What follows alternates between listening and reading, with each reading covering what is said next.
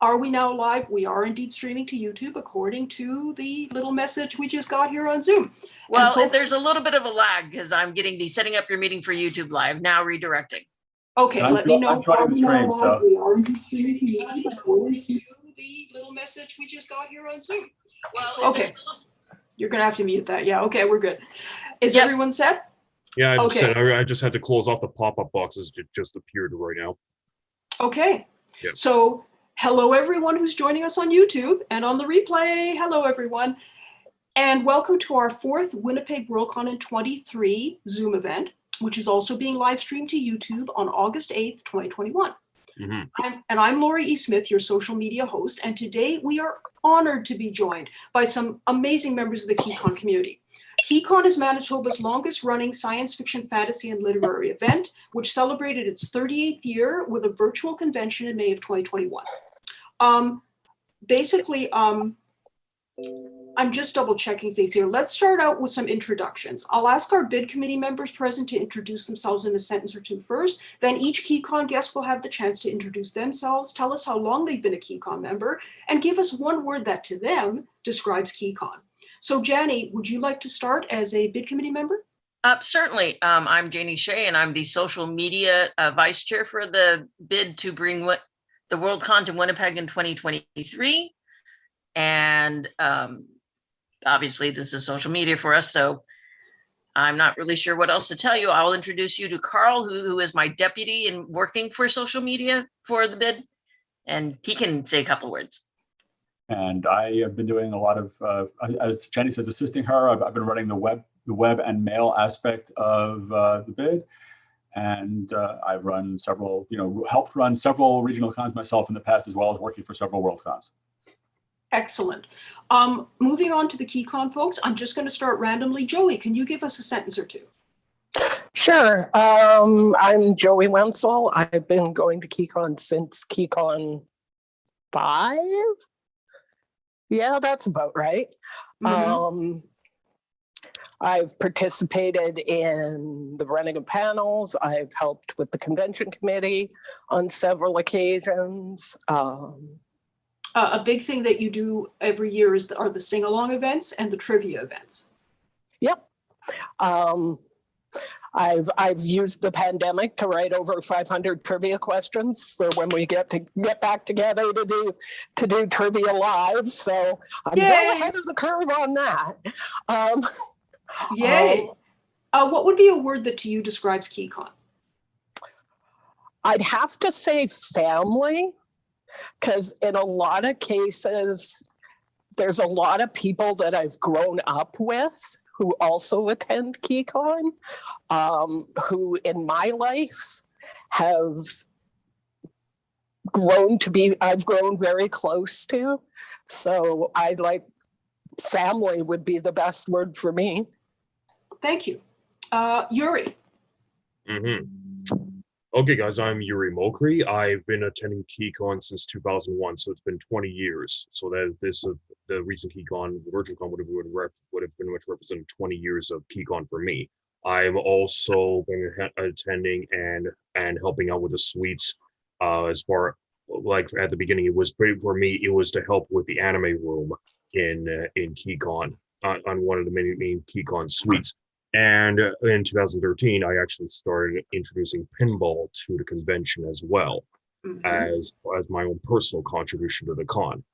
So it is the pinball is the staple of the convention, and one of the staples of the convention that is, and which people look forward to every year. I actually just bring it in for general fun and amusement, as well as run tournaments there.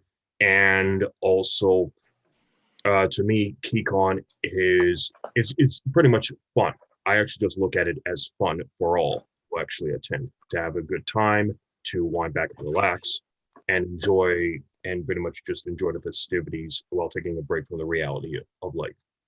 Thank you, Yuri. Vivian. Hello, I'm Vivian Meyer, and I discovered Keycon after going to a Prairie Public Television Doctor Who event. So that would be 1987, I believe. And I've been going ever since. And I just really enjoy going. There's just so many different things you can do while you're there. It really makes, it's my favorite long weekend because I know I'm going to Keycon. And I've really appreciated the virtual Keycon as well. That was really nice. And it's hard to pick just one word. For me, it's like fun with fellow fans. You know, Well, we'll make it a hyphenated word. Fun with fellow fans. it's a run-on sentence word. Thank you, Vivian. Eric. I'm Eric Slade, and I attended the last, I guess you could say, in-person Keycon was my first. The last two were virtual. So yeah, I'm still relatively new. I came into Keycon basically from the con world, if you put it that way. I've attended the past 3 or 4 years of what used to be known as Comic-Con, Icon, way back with my nieces to ChibiCon when it used to exist back in the day. And I found a booth at, I believe it was Icon. What's Keycon? And then found more friends and more friends. And yeah, the one word for me, I'd say was probably inclusive, because being an extroverted introvert, I guess, it is very inclusive. Lori grabbed me by the hand the first time I got there, and it's like, hey, here's the newcomers meeting. And hey, everybody's here. We're all friends. So that's how I found Keycon. Thank you, Eric. Linda. You're muted, Linda. Unmute yourself. Linda, get your mic on. Ta-da! Hey! Okay. Numerous people who know me come up to me and say, "This is all your fault," because I was one of the founding members of the first Keycon, and I've been chair a number of times, and I've dragged people off to other cities for conventions and things like that. So when they get really involved in the life of fandom, they can look me in the eye and say, it's all your fault. So I'm very happy about that, to be honest. And I think it's a wonderful way of life. So what would you say is a one-word description of Keycon? It's very hard to describe it in just one word, because we try to keep Keycon a little bit more general as a convention. But it really is something where we try and have a family-friendly event, and we have kids who have grown up and become chairs of Keycon in the past few years, and so it really is a thing where we are multi-generational. I think that's an excellent word for it, because there are people I remember who were just babies in arms and who are now running departments, and then you say running the convention sometimes. Yep. Thank you very much, Linda. Leamber. Hi, I'm Leamber Kensley. I'm current chair of Keycon. I think I've lost count of the number of times I've chaired Keycon. Linda and I are about on par with that. She's my Spanish sister. It is all her fault. I have been going to Keycon since Keycon began. I've chaired, I've been treasurer, I've been every possible member of con committee there has been. For me, a word that really describes Keycon that most people wouldn't think is volunteerism. We are 150% run by volunteers. Nobody gets paid for anything. Everybody does this for the love of the convention. Excellent. Thank you, Leamber. I'd also like, Terry Fong has joined us. He is the bid committee chairperson for the Winnipeg in 23 bid. Terry, would you mind introducing yourself in a sentence or two? Hi there, can you hear me okay? Yes. I can hear you. I'm just a longtime con runner who is interested in throwing a World Con in Winnipeg. I think that sums it all up. Thank you, Terry. Thank you, Terry. Is Carolina a member of the bid committee? Yes, she is. She's our European agent. Carolina, could you unmute, please? Hello, Carolina. Headphones. Hello, Carolina. Hello, Would do you you- hear me? Yes. Yes. Would you mind introducing yourself in a sentence or two, just so folks know? Okay, I'm live in Stockholm, so I'm here this evening. I'm also have been doing conventions for a long time, and the last many years now, I have been involved with WorldCons, and I mean, Terry and Jane, we usually meet each other at WorldCons and other places. So they asked if I could join the committee. I have not done so much yet, but I will do that. I hope to go to this free. I hope that the borders are open so we can cross Yes. the Atlantic. I'm hoping so too when the time comes. All right, Yeah. finally me. I've been attending Keycon since the first convention in 1984 when I went as a member of the now defunct Star Trek Winnipeg fan group. I've been everything from a guest of honor right down to just an attending fan. And to me, Keycon is kind of like pizza. You know, it may not be a knock it out of the park year, but it's still really delicious. I would say the one word that to me describes Keycon every year is tradition. Keycon has many traditions, which to me make it part of what it is. And we'll probably talk about those traditions at some point during this meeting.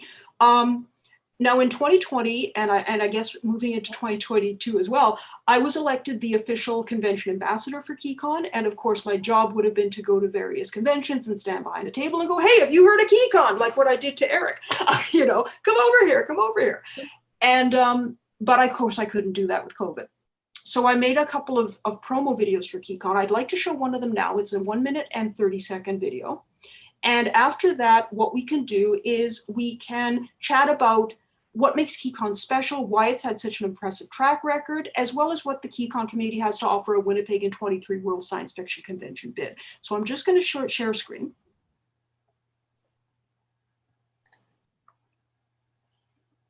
And share. Can everybody see the galaxy? Yes. Yeah, I can Yeah. see it. Yes. Okay. Yep. We're in for 1 minute and 34 seconds and away we go. Keycon. For those who know that name and have attended one or more of our conventions, it's a gateway to fun, learning, dancing, gaming, Whoa. visiting. Hang on a sec, folks. I'm having a problem with the playback. Sorry about that. That's all right. I'm gonna have to try a different player. Every so often, Ina is a wonderful player, but every so often it just kind of starts waving its hands in the air and going, oh no, I don't know what I'm doing. So let's go to QuickTime. Technology. Yeah. I have like 27 different video players. Screen sharing is stopped. Yes, I understand that. Just waiting for QuickTime to open. And here we go, I hope. Come on, QuickTime. Don't do that to me. Yeah, I mean, it's Keycon has had some wonderful virtual events the last 2 years. Great panels, great involvement from the community. And it, okay, come on, QuickTime player. There we go. And it says it's opening. There. But anyway, yes, some of the virtual stuff has just been really, really good. Okay, let's try this. Sorry about that, folks. No problem. I'm not the greatest. Can you guys see the? Can you see the galaxy again? No, I don't see it this time. Hang on, I haven't shared. There. Now. Now. Okay, let's try this again. Ready, set, go. Keycon. For those who know that name and have attended one or more of our conventions, it's a gateway to fun, learning, dancing, gaming, visiting hospitality suites, going on quests, engaging in interactive panels, finding amazing objects and artwork, meeting awesome guests of honor, and generally celebrating for an entire weekend with friends both old and new. But for those who have never come out to our conference, what is it? And what makes it so special? Keycon is a traditional science fiction and fantasy convention which welcomes between 300 and 500 attendees annually. We focus on science fiction, fantasy, and related literature, although we also celebrate comics, cosplay, movies, TV, and related media. We have taken place on the Victoria Day long weekend every year since 1984. And wow, that's a long time for any convention. Keycon must be doing something right, and it is. There's so much to see and do over the Keycon weekend, and every year is an exhilarating blend of the familiar and the unique. But what makes Keycon truly special are the awesome people who belong to our community, their creativity, their sense of fun, and above all, their friendliness. Visit our website at www.keycon.org to learn more, and we look forward to seeing you at Keycon, the greatest little science fiction and fantasy convention in Winnipeg, Manitoba, Canada. There you go. So that's the 1 minute and 30-second introduction to Keycon. So let's start off with the video as a talking point. Keycon guests, did you find it accurate? Like, what parts resonated for you and made you think, hey, that's Keycon? All of it for me. For me, what always Keycon- gets me is that group hug scene. That always just gets me right here. Oh, you can tell that was pre-COVID, that's for sure. Oh yeah. and we got, yeah. But that entire video really captures a whole lot about what Keycon is and how intimate it is as a convention. It's one of the things I really like. I enjoy the local Comic Cons and some of the bigger conventions, but Keycon allows me to see people and interact with the guests at a level I can't anywhere else. Exactly. It's the one thing that I always tell people about Keycon when I'm doing the outreach is at a lot of conventions, you know, the guests are back there behind a table and you're on the other side of the table and you pay $40 for an autograph and $40 for a photo.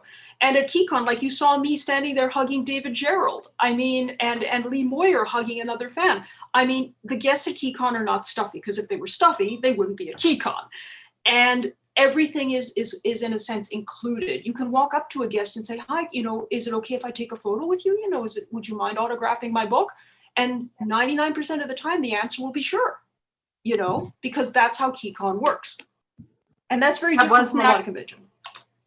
That wasn't a fan he was hugging. That was a fellow guest. Oh, okay. That's an author guest. But I also have other photos of him hugging other fans. So oh yeah, the point still stands. Yeah. The fans are the guests at Keycon are generally very willing to be very friendly with the fans, and we got some shot of Yuri's pinball machines in there too. Yes. Yes. I found it interesting. It's the first time I'd ever seen the organization the way Keycon is set up. I'd never been to a con that has the sweet setup that Keycon has. Yes. That was totally off the wall and new for me because I'd never seen that before. Well, Keycon is a little bit different from some other conventions. Some other conventions only have one large room that is a con suite as a gathering point.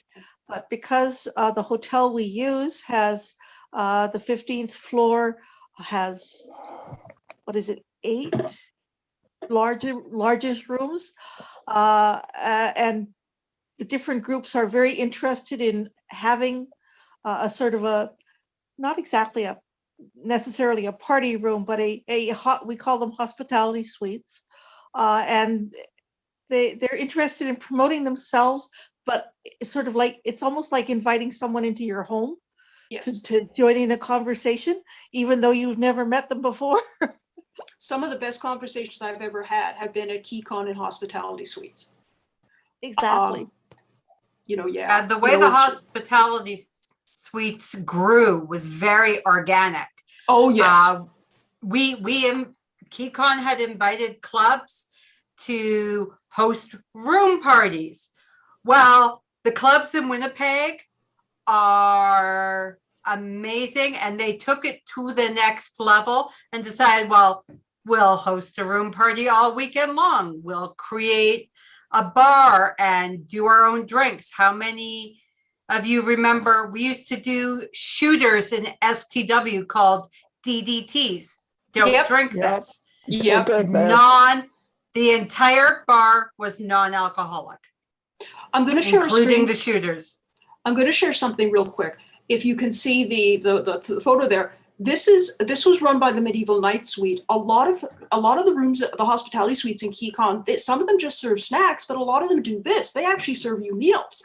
And this meal, the drink and the sandwich and the soup, was only like $4.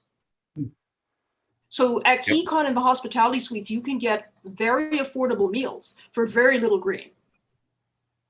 As I say, it was new for me because I'd seen, like you said, you have the big room with the gallery, and then you have viewing rooms where they viewed things in different rooms. But then the suite was totally different at Keycon because you walk in, as I said, every suite was totally different. It wasn't another viewing room. It wasn't another party room. Every suite was different. Here is the breakfast spread at the Dandelion Suite. And you can see, I mean, they have all different kinds of milk products. You can't see behind her, but there's like slow cookers that had like oatmeal cooking all night long. And so, yeah, a whole bunch of, and there's the royal dinner at Keycon, which was $7. And like, you can see you get like, well, this dinner didn't have everything they offer, but they had like turkey and ham and all kinds of things, which was just amazing. And so, yeah, the suites offer stuff like that. And the official con suite, I don't know if it's going to be doing it moving forward, but it used to be that they would supply breakfast and lunch, or at least one meal, lunch or dinner, for a certain number of convention attendees. The best year was the pig year. How many people here remember the pig year? Yes. The roast pig, the whole roast pig. And that wasn't even an official con suite. That was just STW. That was just Star Trek Winnipeg. Yep, they brought in a whole pig. And believe me, word got around pretty fast. There was a whole roast pig on the 15th floor. And it went pretty fast too. And then suddenly there wasn't a whole roast pig.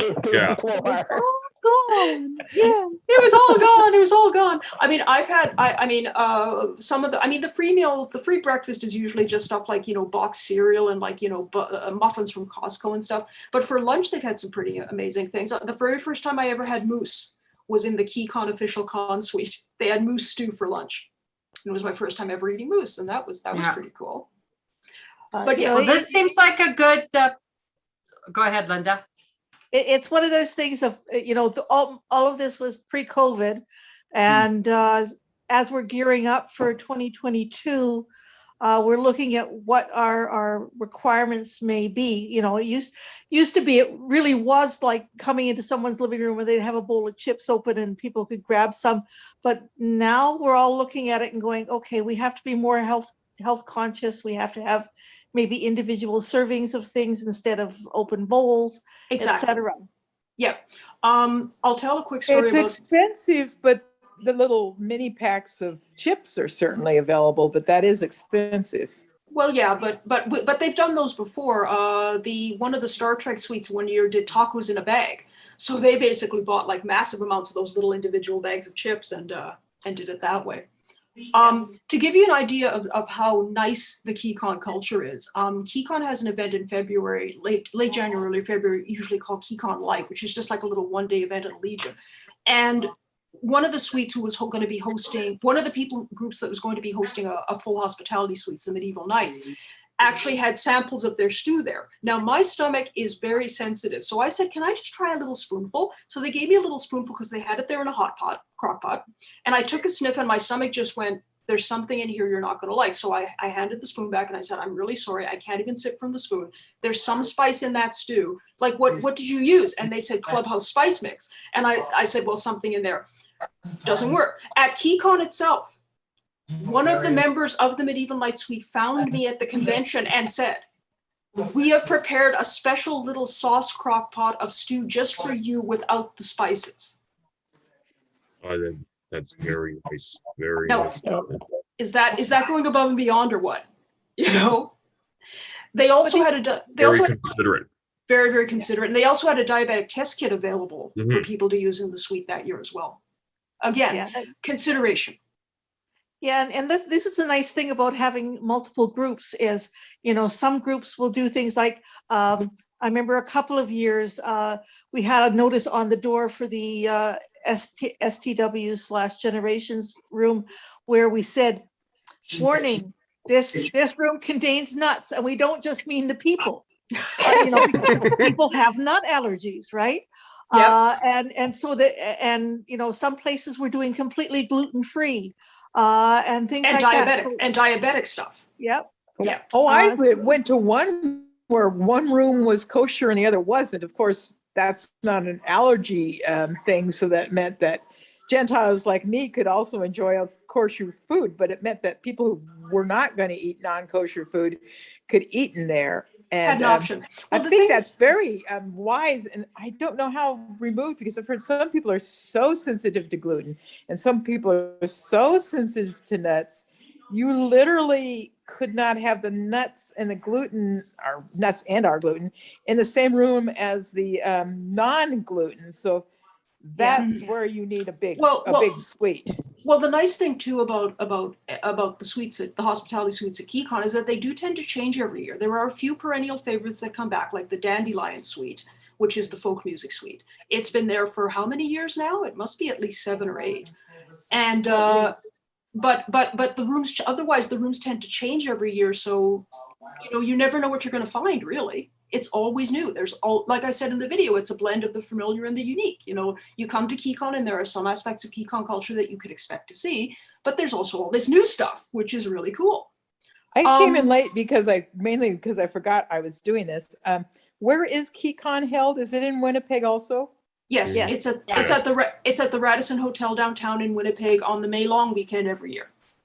And what hotel are you bidding for the Worldcon? So you're bidding a different hotel than Yes, that, right? We're the using Delta. the Delta. Delta, which is right attached to the convention center by a skywalk, Skywalk. as well as. Oh yes, I right remember across the seeing street. that. That's such a wise idea. I have. And you can and you can also get to the you can get from the Radisson to the Delta very easily. It's not that far a walk. So that means if we didn't get the main hotel, we could use the Radisson, because Oh, yes.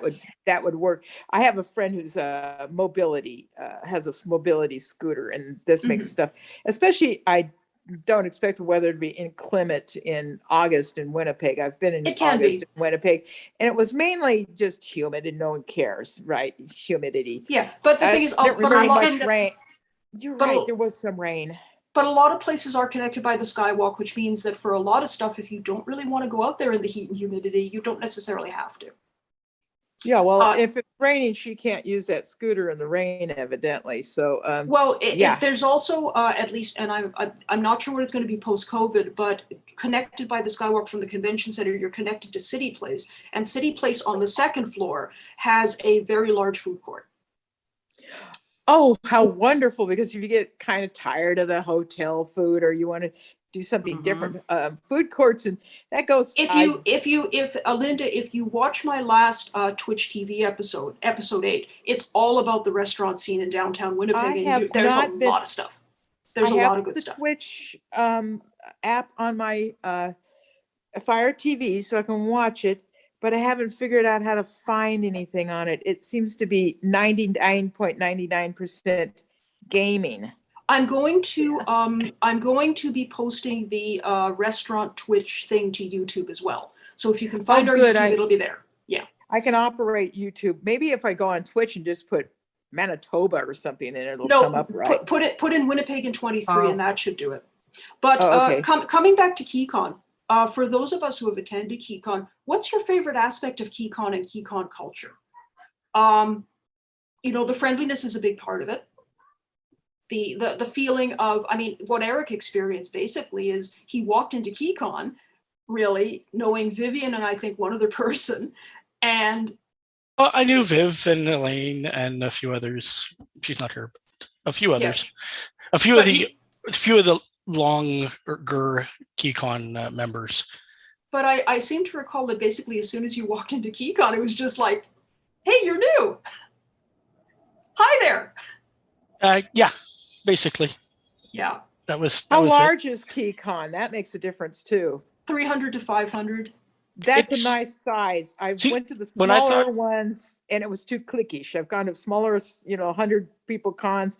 Everybody knew each other and I felt excluded. But a 350 person con is welcoming. Well, Linda, also at Keycon, we have the welcome the newcomers dinner, where people who are That's new to the not- convention can come and they can meet some of the veterans. And what I like to say about the newcomers dinner, which Joey helps me run, is if you don't know anybody when you come to the newcomers dinner, you're going to know a lot of people by the time you leave the newcomers dinner. And Yep. so we have that, in a sense, intake built in. And now Yes, that it's Canada's it- letting people into the country, that's going to help because I bet there were very few, if any, United Statesians at Keycon. Well, the We even problem had is it this year. 2019 was our last in-person event. Oh, okay. So coming back Yeah. to the question, favorite aspect of Keycon and Keycon culture? I'd say the panels. The panels aren't large, as you mentioned. They're personable. They're usually small boardroom sized. I think most of the ones I was at was 20, maybe 30 people. You get to talk to the guest, you get to talk to each other, you get to collaborate or whatever on questions. It was a good time. I'm just trying to find the page that I just had. But the interesting thing is Okay, that you that's can have a conversation, walk into a con suite, for example, or into a hallway, and there'll be conversations going on between people of all ages.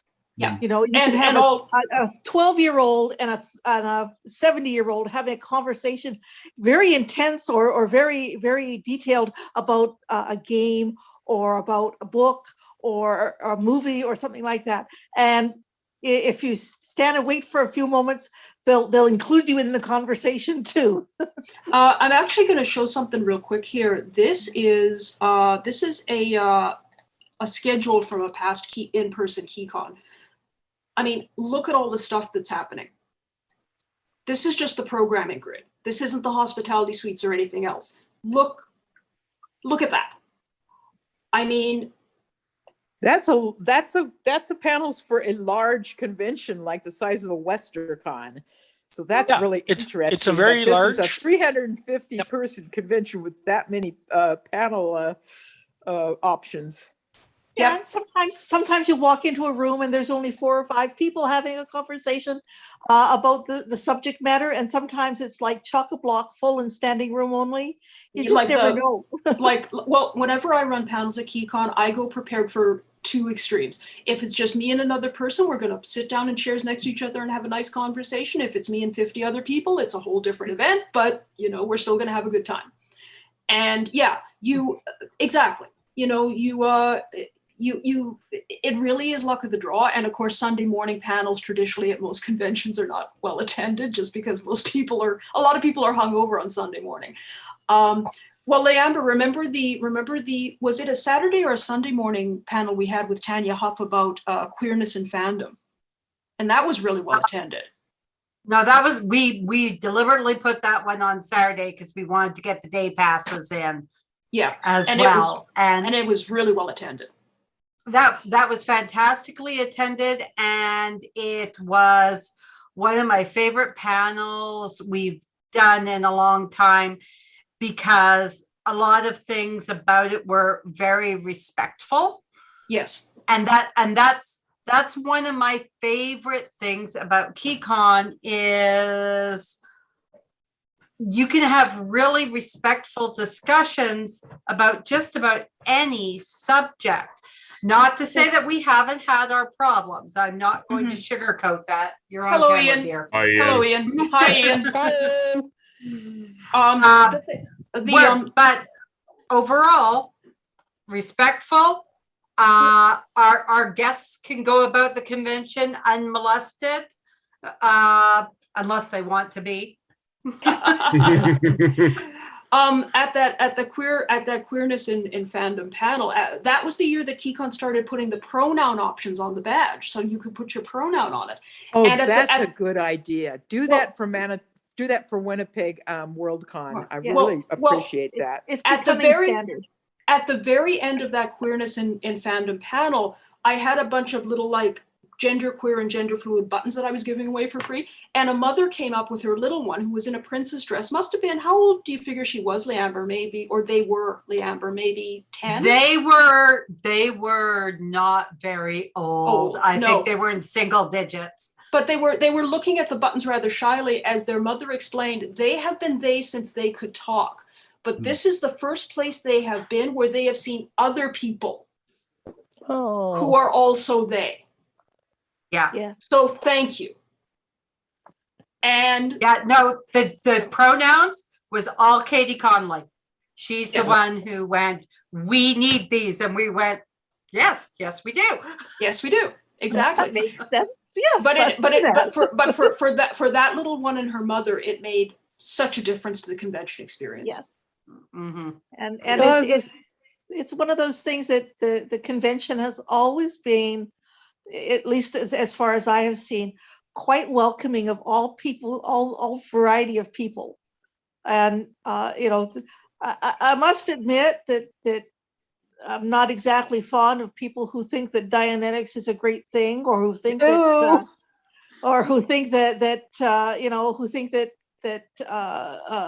Von Daniken is a great writer, but they're allowed to have that opinion. We can have a discussion about things and talk about other books that might be more appropriate for what they're looking for. Exactly. Hey, you should talk to so-and-so. He'd love to talk about this. Excuse me, I have something I have to do. And Keycon is very much into the respectfulness. Now, what time of the year does Keycon normally occur? May long weekend. But that doesn't help people out of town.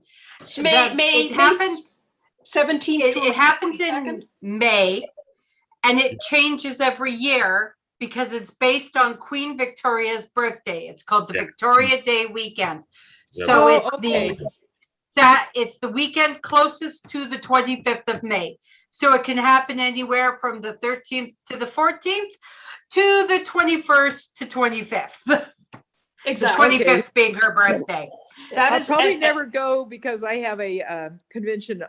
It's on a United States holiday called Memorial Day, and that's in May always. Yep. And that would be really close to the Victoria It's always the Day weekend one. before Memorial Weekend. Yeah, and it's so close, and you're sitting with an international flight clear across the country. Oh, but the thing is, Keycon is worth it. Believe me, it's totally worth Tiredness. it. I go from Keycon when I can to KublaCon in San Francisco the following weekend. It's crazy, and I need a week vacation afterwards, but it's always worth it. Eric, you were going to say something? Yeah, I was going to get back to Linda's quote there, how random Keycon is. You can walk down the hall and you can find a quizmaster, you can find a cosplay judge doing hallway cosplay, and you can also find somebody trying to sell you lollipops. Joey, one of the things that Joey brings to Keycon almost every year are little beaded lizard-like keychains and stuff. Ooh. They're so cute. But that comes to the next question. What Keycon people, what do you do at Keycon in terms of either enjoying or contributing to Keycon culture? Hello, Christine. Well, I don't know about anybody else, but I'm usually working some section or other. And I'm usually running panels, lots and lots of panels. I'm like Linda. I usually work. That is my enjoyment, is making sure everything runs for everybody else. Yeah, and my enjoyment is bringing in interesting panels to people, including the live Badfic reading, which is perennially packed to the gills on Saturday night. One thing that Winnipeg, that Keycon has is the social on Saturday night. A social is kind of a dance party with like a midnight meal. And so we have that on Saturday after the costume competition. And that's a perennial, that's one of our extravaganzas, as it's called. When's the ice cream social? That's the other day. Ice cream social is on Friday. Friday. It would be immediately, in the new scheme of things, it would be immediately after the newcomers dinner. No, I stand No. corrected. Newcomers dinner, opening ceremonies, ice cream social. Now, That's this is unique all to Keycon great. too. Yeah, the ice cream social where the guests serve ice cream to the fans. It's a lot of This fun. is all great, but what are you going to try to bring any other than the friendliness and the openness to WorldCon? Good question. What portions of Keycon do you think you can bring? Because you're describing a convention I most likely will never go to. It sounds like a great convention, but what can you bring to the rather large convention of the WorldCon? Well, I can bring the live bad fic reading, which is, as I say, it's run at Okay. Keycon for the last 7 or 8 years, and people just, I bring boxes of Kleenex to it every year because people are laughing so hard they're Now, crying. I'm not understanding what you're reading live filk? No, bad fiction. Oh, bad Really bad fiction. The Like goal, cringeworthy bad fiction. In other Yeah. words, it's like that God, I can't remember the name of it now. That thing where you Eye of always Argon. read. It's Eye of Eye of Argon. Eye of Argon Yeah. is one of our perennial favorites. Basically, Right. a bunch. So, they're sitting around the table and they're sitting in the audience. If you're sitting around the table, your goal is to read a whole page of this piece of really god awful fiction without either breaking out laughing, breaking down, or just giving up and passing it to the person on your left. When you finish that page, you pass the next page to the person on your left, and you get a little prize. If you've read really well, you get a medium-sized prize, usually like some ribbons to stick on your badge. And at the end of the night, the best reader, as voted by those still present, gets a really big prize. Oh yeah, I've been to Eye of Aragon. So it's people are finding other works, which is really great because I'm used to Eye of Aragon. I can read the whole thing without laughing. I've got 2 or 3 other pieces that I trot out in right. rotation. And the so fun I- is to read it to go exactly back- as it's written. You have to read it Yeah. exactly as it's written with all the misspellings and everything else.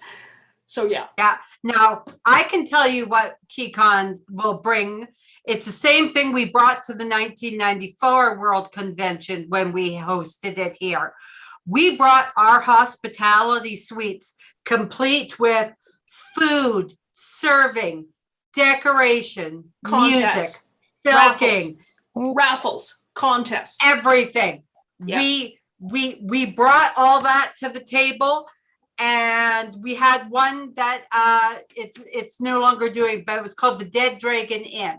Yes. And I've talked to people, and people may be interested in resurrecting it for 23, but it is a medieval suite complete with a mounted dragon head over a fireplace. Massive and- dragon head, massive dragon head, massive dragon head. and it's just an amazing tavern that they build in whatever room we give them. That sounds like a great place to do a kind of an off-the-wall LARP of the opening scenes of a D&D game. You all meet in the Yeah. tavern. Now what do you do?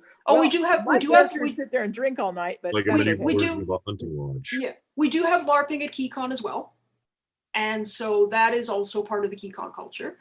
And Joey, as I say, runs the sing-along events, which are amazing. Can you tell us a bit about the sing-alongs, Joey?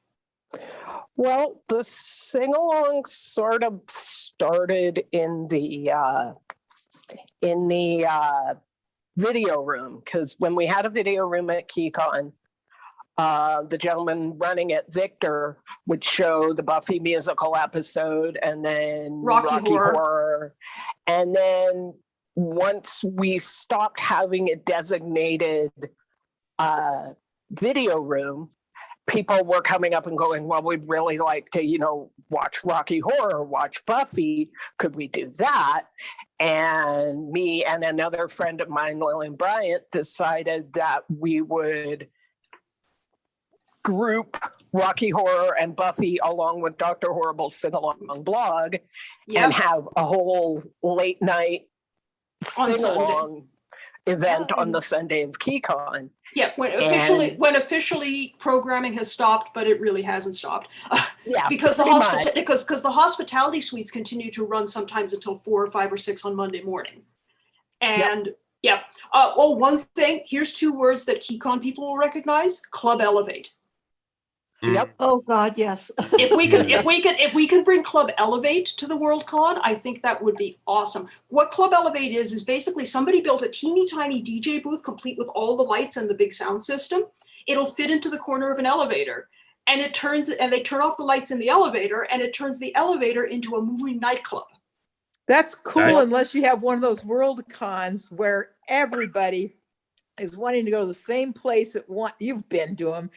And Well, the yeah. hotel Well, then you know what they're going to have to have? You They're gonna have designate that elevator. a Club Elevate bouncer. Yeah, You've been up and down 3 times in Club Elevate. Make room for someone else. because what happens is, I think, because they'll have these large hotels and you're only using 3 elevators, I think what happens is sometimes during the weekend, an elevator or 2 breaks down. And so you think you have a block of 6 elevators all going up to the con suite, and there's only 3 going up, things like that. It depends on the hotel. Every hotel's different. What's going to happen that weekend is different. Yeah, Radisson. I don't know anything about this hotel in, like, for example, the one we're going to in Washington, D.C., except that it was smaller than the original hotel, and there's not enough handicap space.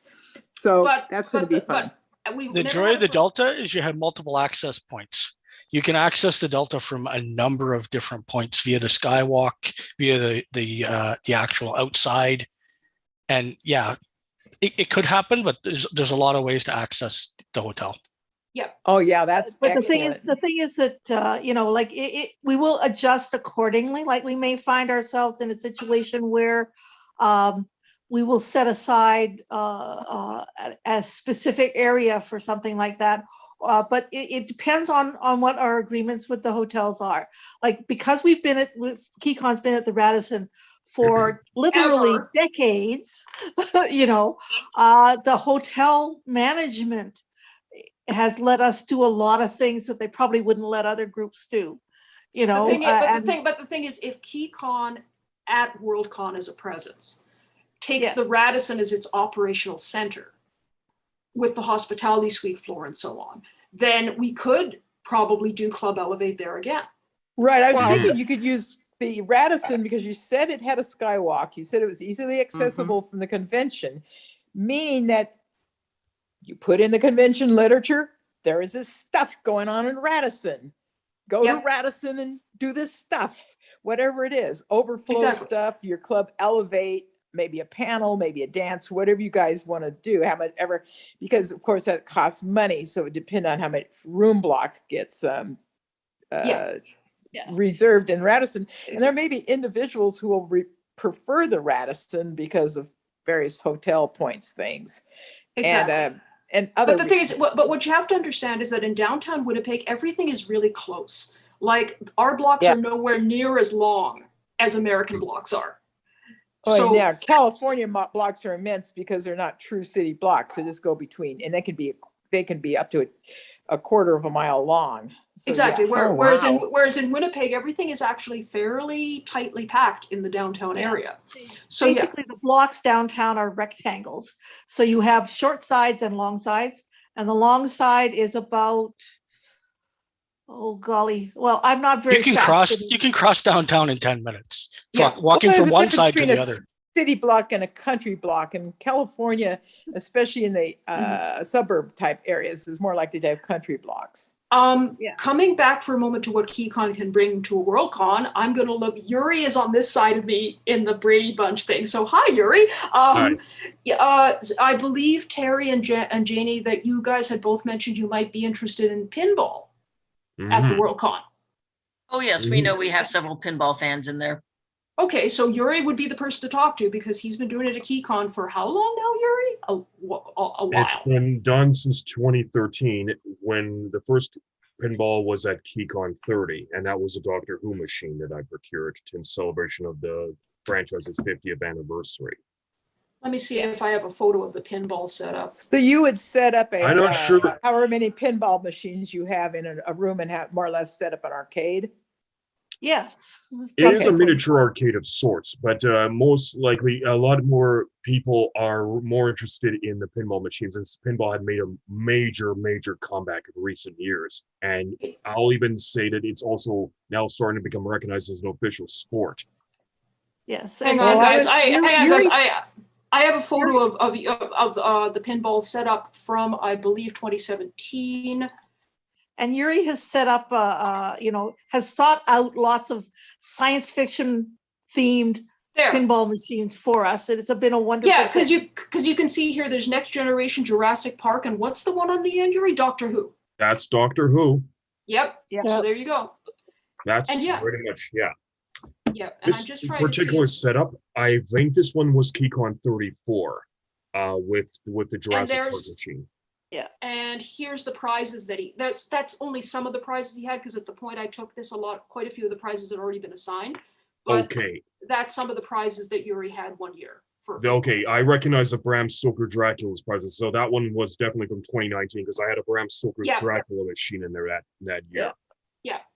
And here's one of the sample lists. This is from the Dandelion. The Dandelion has something really cool. If you buy one of their little mugs with their logo on it for $5, you get basically bottomless coffee all weekend, bottomless tea, bottomless chili, bottomless soup. Once you That- paid your $5, it's free. And if you That bring may it be back, edited for Everyone COVID. wants the it might chili. be. It That might be. may be edited for COVID. It may be edited We'll for see. COVID. And If as you do can see, this hospitality suite the same at Worldcon because of the culture of Worldcon, maybe put something in the program book that bring cash, because it looks like you're selling things, and generally the World Cons don't. So people don't necessarily carry their money with them once Yeah. they're done with the con. Yeah. But that would be Those are no, gonna and be you have a lot of on the, singles door, with Yeah. you, on the so back of the door that you has know. more electronics. But please understand, Linda, that Not those that I are know of. individual club suites that Yes. do that. And they do that because it helps Yeah. them defray the I cost think of the those are Oh, out I'm there not because objecting to it. we I'm have just saying got it to goes get enough, Elsie over to clean them. and it goes enough against the culture that it just needs to be Yeah. because But- everybody go, what? And then, Yeah, I'm but go- even at World Cons though, Linda, there are club rooms and things like that are selling souvenirs and things. So people do have money with them for things like that. So and every hotel has a bank machine. oh, good So- point. Exactly. And what's Um, great about Canada is they have $1 and $2 coins. So Yes. you're likely to have Right. a change. They are a civilized country with decent coinage. I'm gonna jump in and show something I created for Discon. Because what we'd like to do, Janie and I have been talking about this, is to run a Manitoba style social at Discon. And this is the ticket I came up with. You are cordially invited to a Manitoba social in honor of the Winnipeg and 23 Worldcon bid. And it has all the stuff at the bottom, like that's all vamped in, right? The featuring, that stuff will probably be there, but the grand prize is definitely vamped. And so Wow. is the address. But yeah, a Manitoba social is a very specific Manitoba thing. So we'd like to run something like that at Discon. And so that's another thing, in a sense, that in part it would be the Keycon people like me and Leamber, if we both go, would probably be part of the people spearheading that social thing. yeah. And it looks like it's a lunchtime thing, meaning it's an all-day social RA. Nope. Rather than, No, okay, that's it why would be that's a why big- it says that's why it says 8 p.m. to 1 a.m. on the ticket. Oh, okay. And the lunch spread is served around 11:30 or so. So So in the evening, okay. it's kind of like just a late night evening light meal kind of snack sort of thing. Okay, but it may be an American thing. We call those suppers. It may be just a. It's kind of like a supper or language. a reception. It's kind of like a reception. Well, what It's similar. we could find another phrase for it, like Manitoba, food spread or something like that. Yes, spread. Because we're gonna have like Kubasa and Canadian brands of bread and Canadian brands of chips and all that kind of thing. So Presuming we can get them into the country. presuming we can get them into the country, I am not looking forward to explaining to the customs people why I am carrying 5 pounds of Kubasa. Now, what is kubasa? It's a Ukrainian sausage. It's meat. If you can It's meat. import meat, you can import meat. It's meat. It's meat. Doesn't matter what it is. And basically you just like it's a long sausage and you just like cut it up into Cut little it up, circles and you lay it on a plate and yet we also serve things like different kinds of lunch meat, cubed cheese, dainties, pickles, that kind of thing. Yeah, a NAFTA worked the opposite of the way I thought it would. I thought, oh, great, NAFTA, I'll be seeing more Canada goods and stuff in the science fiction cons. It was like, it ended up barring a whole bunch of people. It like made it worse. So what else could Keycon bring to a Worldcon? I mean, we've already talked about a lot that Keycon could bring.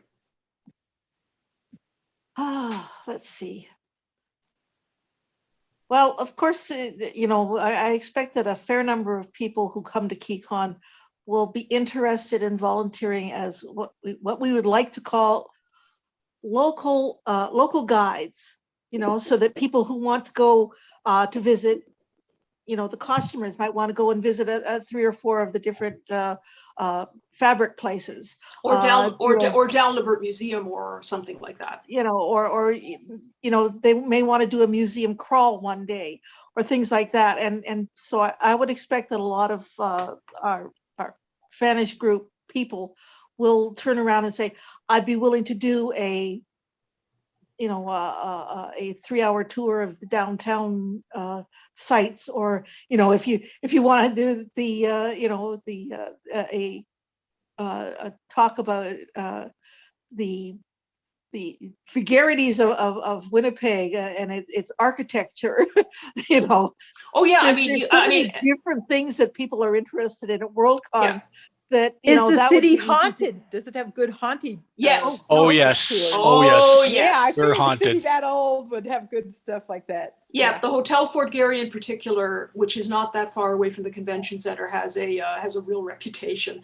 I don't know if Hallmark is a Worldcon thing, but I can take you through almost every house that's been used in a Hallmark movie, because most of them are here in Winnipeg. And the Exchange District, and the Exchange District, which is about 6 or 7 minute walk away from the convention center, is often used to stand in for Chicago because the architecture is almost identical. And tours, and Winnipeg runs tours of the Exchange District. But yeah, that is something that Keycon could bring if the Keycon community is willing to step up, is local guides. We've all lived here, let's share that love and do that. Oh, Joey has to head out. Thank you very much for joining us, Joey. Take care. No problem. See you, Joey. Take care. Bye. Bye. Bye. Okay, this kind of leads into this question. What are some of your favorite events that are held at Keycon? Maybe something that we could translate to a Worldcon. We already mentioned pinball. Got that. Mm-hmm. And the elevator DJ. Club Elevate. Yeah, Club Elevate would definitely work. And things like having theme suites that people might not even realize come out from things. So a lot of the stuff that happens at Keycon, it will be harder to scale up a few things, but not necessarily that many. Like the concept of having a suite that has a particular theme from one of the clubs, for example. There are anime groups through Worldcon all the time. So, but having, say, Icon running a suite or having which they've done at Keycon programming for it, which they've done at Keycon before. Yeah. Well, again. Sorry, go ahead, Yuri. Yeah, usually when it comes to running anime at Keycon, it's Winnipeg Anime Club is usually front and center with that every year under Brent McDonald. So he will always just go front and center with running the anime room. I mean, it's pretty much the first room you pretty much see when you get off the elevator. Yeah, and the Dandelion, which is the folk music suite, which serves that amazing fresh food, and the bottomless mugs of stuff. They run concerts in the evenings and stuff like that. Yeah. And that's one of the things we can definitely contribute is our local music scene for not just filk, but folk. And in 94, I was part of the group that ran the Filk Con Suite for Winnipeg in 94. And it was huge. It was amazing. And it really brought musicians together from all over the world. Because even if you can't speak the language, everybody understands the songs. Yeah. I mean, and the thing is, what else was I just thinking? Of course, the live badfic reading would be very easy to scale up. Yes. All you'd have to do is all you'd have to do is basically have people sit on a stage and go up to the mic to read their page. And that would translate well to a larger audience. Yeah, but we'll probably have a table set up with multiple mics to make it that much easier. Yeah, it's true. It's Worldcon. You guys have a bit more resources. Yes, but we mean, we have more resources for things like AV. Exactly. And basically, yeah, so the live badfic reading could come in because that's been an aspect of Keycon for quite a while. A special social some night, traditional Manitoba social. Yeah, because like, for example. There isn't a rep, but even there isn't a rep here right now. But Keycon was the first time I'd seen a teen-specific suite and their own setup and everything. And their own programming track, the Teen Loft. Yeah. So that could be something to bring to Worldcon. That's probably very unique because it's their own con within the con. Yeah. Yeah. And they'll actually have a decent sized budget for it when it comes to Worldcon, that sort of thing. Here is something that I haven't seen at a lot of other conventions. I'm just going to share the screen. Hang on a sec. There it is. The concept of the hallway lobby poster rack, where basically you're advertising all the different stuff that people are doing at the convention and all the different, like that, and you can see there are a lot of different suites listed here. You know, there's a Cup-A-Rama tournament that Yuri ran. There's, you know, and all the suites have like posters and the events have posters and all this kind of stuff. So that's another possibility. That's another Keycon culture thing that I'm not sure is at a lot of other conventions. It depends on the hotel whether you can stick stuff up. That's the problem. The Radisson's probably fine. I'm talking about, you know, the Radisson's only rule really seems to be that it has to be painter's tape. Yes. Right. They don't want any of their wallpaper coming off. Exactly. Yeah. So usually what happens at Worldcons is there is a centralized area for all sorts of flyers where people come and they'll advertise their local convention, they'll advertise things, and then there'll be a section beside that which will advertise tonight's parties, you know, and there'll be flyers for each of tonight's parties. Or hey, you know, the Quizmaster has all kinds of clues hidden around the convention, you know, look for them and win prizes. The Quizmaster thing I don't know if it happens at all conventions or not.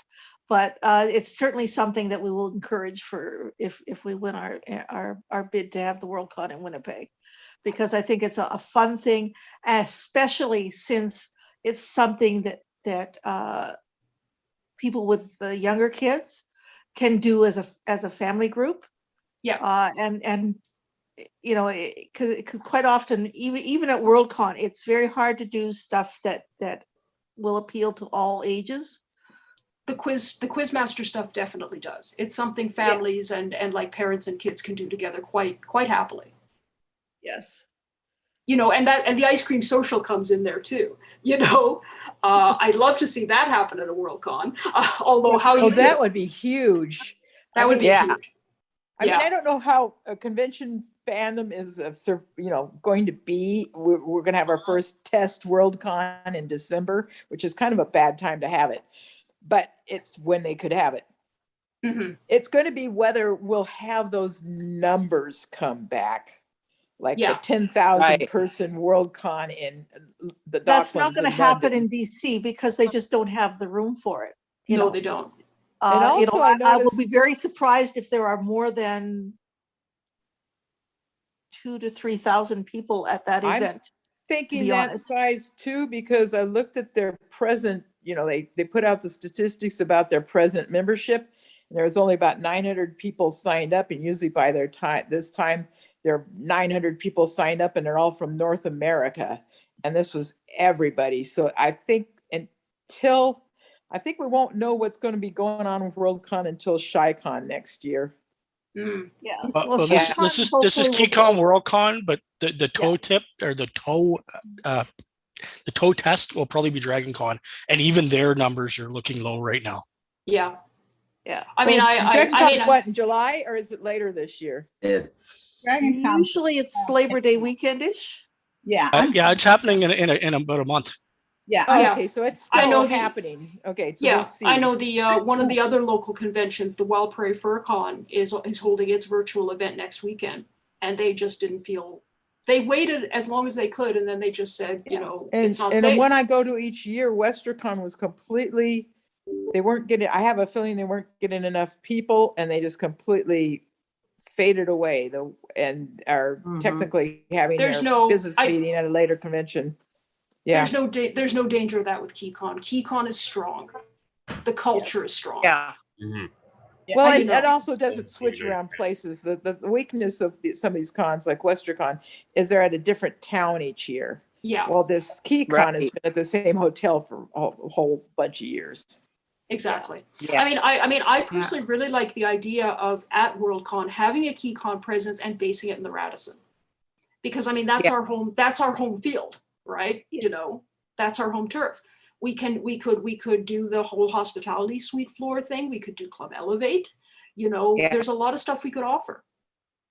And Yeah, make and sure I think the WorldCon Delta- uses that Radisson as their major overflow hotels, so that individuals who think, I don't really want to be in the main hotel, but I want to be in a hotel with some convention stuff going on, I'll do the Radisson. Then you'll get some room block. Yes. And that'll help pay Yes. your expenses of using a few rooms in the Radisson. Yeah. But Well, how you does know, that like we've got a good deal with the Radisson, and I expect that it will be them and the Fort Garry will be the two big overflow spots for us. So the large stuff like the Hugos and the Masquerade, that's happening in the convention center, right? They're not happening Yeah. in ballrooms. Okay. Yeah. But something like, for example, if Keycon runs a Manitoba social, that could be run out of Ambassador A and B at the Radisson, which are their Yeah. two big function rooms. Another thing that gets kind of hosted off-site because it wants to be all the time is the gaming room. And the Radisson may find it useful to be the host of the gaming room. I'm talking about, the RPGs, the Magic the Gathering, the typical gaming room that shows up at Stuff you play on tables, basically. Right. And so that could be a thing in Radisson also, because those end up in overflow a lot because they're 24 hours. Mhm. Yeah. And the convention Radisson centers are not going to be able to host them the same way. the Radisson is used to running a whole, like basically half of the 13th floor turns into gaming. And And so that so- would be appropriate. Yes, it's a very, very large, the Western Terrace room is quite large and would be very appropriate for running the gaming in. Plus, with any luck and a little bit of negotiation, we may find that the hotel will want to set up in the smaller room, Terrace A, Terrace East. Yeah, they may want to set up something which is a food thing. Yeah, Sort of concession. almost like a Well, that's a cafeteria. good idea. Like a cafeteria. because And the I've nice seen those before. the nice Yeah, thing 'cause- about the Terrace East room too is it has beautiful big windows. Like it's windows on like two All of sides. Terrace has pretty much all of both The terraces have problem with large setting windows. up those grab and go food things is where they've been really successful is conventions where there's not a lot of easy to get to restaurants. But if you've said you have an easy to get to mall that's got a food court, of course, the food court's not going to be open late, but still, I suspect if it was me, I'd say, I'm not going to go to that hotel thing. I'm going to a food court where I can get Asian and Italian and Mexican all in the same meal. That's me. And so we haven't Jenny- even gotten to the food and truck Jenny- industry in and Winnipeg yeah, yet. food and JD Food just posted trucks. food trucks. Winnipeg is a food truck mecca. now Oh my that's- God, food trucks for everything. Food trucks for ice cream, for poutine, for wraps, for, oh my God. Did Oh, you boy. Like, attend the I one? expect that we will be, we may actually look at doing something where instead of having that parking lot on Edmonton full of cars, we may rent it for the week of the WorldCon and put food trucks in there. Kansas City did that. They didn't have a large selection of food trucks, but that was the greatest thing they could have if you went to the one in Kansas City, Missouri, that was the best thing they could have done because their place was not easily, actually there was stuff around there, but There food was a trucks lot are of so good restaurants convenient. around where Derek had weekends. Yeah, there was. So I would say the food trucks, I think, would be popular, especially even if they're not serving food, like if they're ice cream, even getting the good old ice cream truck to come up, I can see that being very popular. Well, the thing is, what you have to understand is that at a major event at our convention center, the streets on like 4 sides have food trucks, and then if you walk like half a block south, you hit Broadway, which is the food truck center for downtown. And so basically, there's going to be tons of food trucks anyway. Oh, advertise that, because food trucks are so much fun, and you can wander around and go, I'm not in the mood for that, but I'm in the mood for that other thing. Hey, you know, We have a lot of local too. We have a lot of local things that people will never heard of.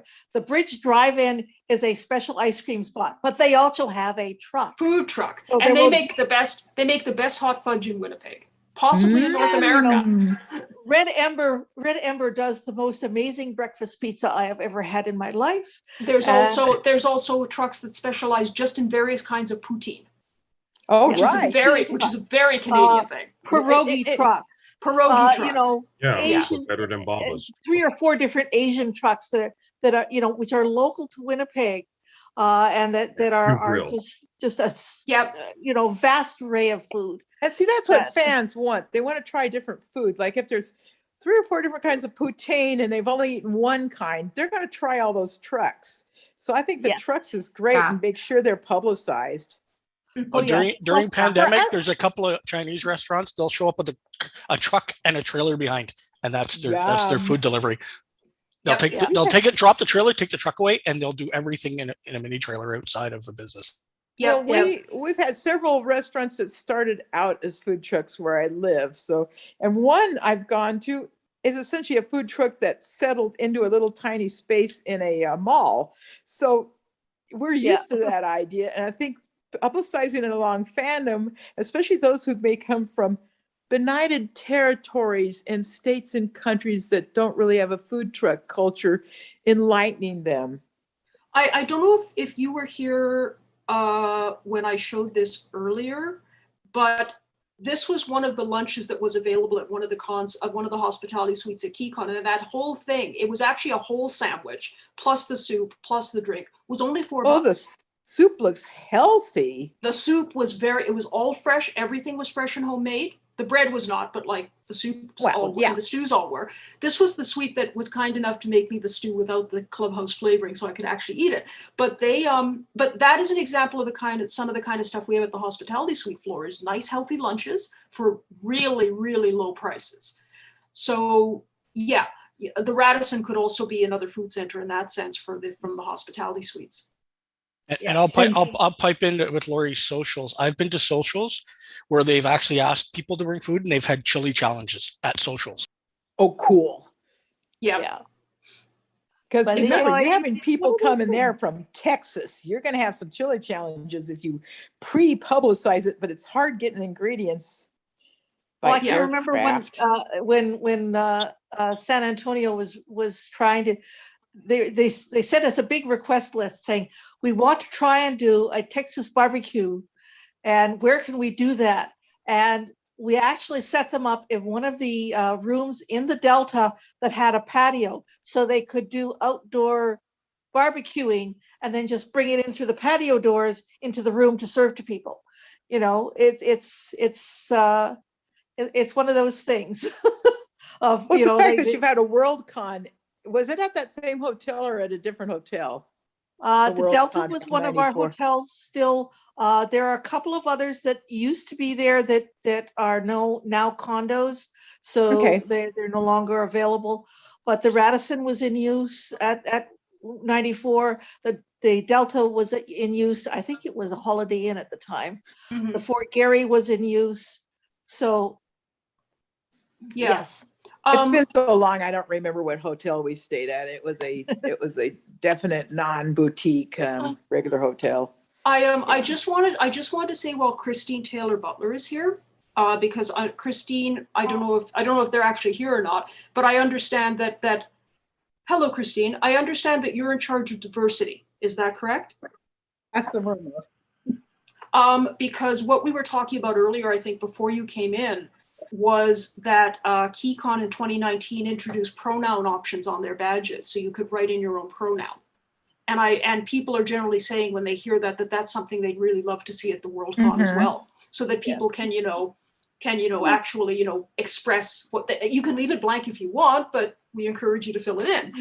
Usually when we're at WorldCon level, we'll actually have rolls of stickers. Yeah. Which have they, them, he, she, They're nice. etc. Yeah. And you get to choose your own and put it on your badge, but we'll make sure that there's a space in the badge design that allows you to put your sticker in. Yeah, there. because or to write in if you prefer, because some of the pronoun spellings are not familiar to a lot of people. Because even for cisgendered people like me, and I have other fellow cisgendered who feel this strongly, we want to show solidarity by putting our pronouns on it, even though you look at me and go, oh, she's a she. But exactly. That doesn't necessarily mean anything. I may look at you and say, oh, you're a she, but you're a they, or you're a he, and I don't know. So the cisgendered people want to show their pronouns just as much in solidarity. Yuri, you just posted to the chat. What about Lemon Heaven? What is Lemon Heaven? Oh, Lemon Heaven's a mobile lemonade truck. Oh, I should have guessed. Yes. Oh, that sounds amazing. Yep, and they do very different flavors of lemonade. You can actually just also have blueberry lemonade, watermelon lemonade, cranberry lemonade. I think they actually just create different type of flavors all the time. Mm-hmm. Yeah. And they also put in they actually cut an entire lemon and also put in your drink too. Our biggest problem with the food trucks is we're going to have to explain to them that people will want to eat starting at around 10 o'clock in the morning and going to about 10 o'clock at night at least. So they have to be prepared for long, doing shifts, doing resupplies, etc. Mm-hmm. So that they don't think that it's only like, because if you go to Broadway, the food trucks are there from about 11 o'clock in the morning till about 3 o'clock in the afternoon, because we need they're mostly aimed at the people who are coming in and out of offices. Yeah. Whereas for us, it's a different thing. So we have to explain this to them and make sure that they're set up with their supply runs, etc. Exactly. No, they have to have some lead time on that. There's no question. Yes. I wanted to point out very well for the WorldCon in Winnipeg in '94 was that we took the chef from the convention center with us to 2 different WorldCons before that.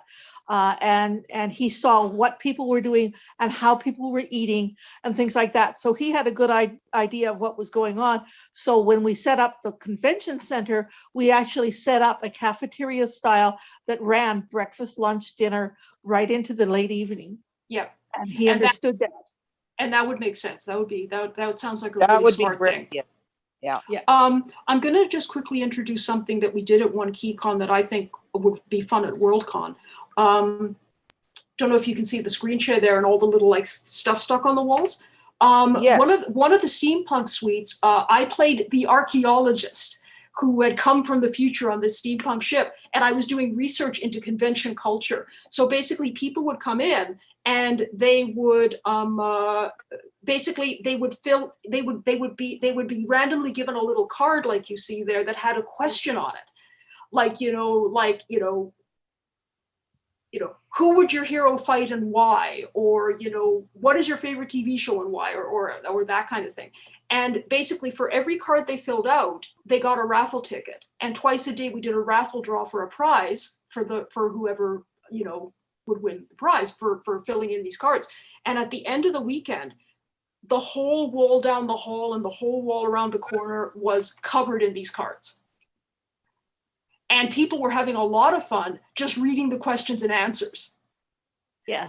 They come past the suite and they just stop dead, and you'd see them like this, reading and reading and reading. So that's also something we might consider doing for a WorldCon. That would be a lot of fun to do, and we can easily do the raffle prize thing as well. Yeah, it was called the Archaeologist Research Wall. And basically, so it was filled with all these cards, and I still have all the cards actually. Oh, good. So we have a start for the questions. Yes, I have the, yeah, exactly. So, well, you guys talk amongst yourself real quick, and I'm going to see if I can find the archaeologist thing. Actually, that's not something we could do at this con to generate interest. Oh, at Discon. Yeah. Yeah, we could do it easily enough. Okay. Let me just see if I can find the archaeologist. TSA Beagle Skits, that's not it. I mean, it would, of course, depend on our setup and things like that, but Yeah, exactly. you probably won't know for at least another couple of months.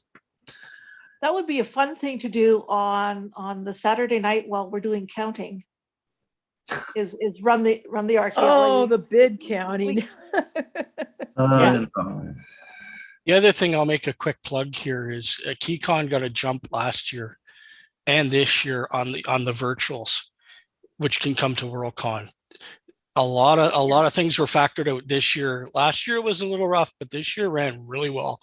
And there's a lot into the VR. There's a lot into the Zooming. There's a lot into the conference rooms that happened this year that can really come to Worldcon. Yeah, the big experiment that is going to be next year in Chicago.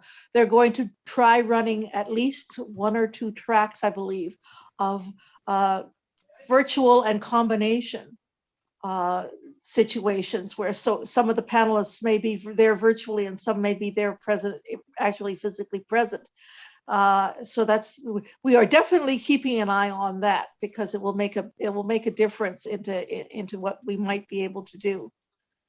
Here's Carl. I know we had Stretch. What was it? We had Stretch halfway around the world this year at Keycon. Yes. Okay, hang on. Here's some of the sample archaeologist cards. Oh, hang on. Did it actually share it? Yes. Big thing, yeah. Then it just Hang went on a away. sec. Hang on, that's because I stopped sharing. It just wasn't showing up with the green outline. Oh, okay, no, that's not going to work. Hang on a sec, guys. Well, that didn't work. Keep going, keep going. Your directory. Yeah, that's about it. Hang on, and I'll open these up. I could have sworn that I had a. I mean, it showed for just a couple of seconds there, so it must be there somewhere. I started reading one and it didn't finish it. Well, I'll see if I can do it again. Hang on.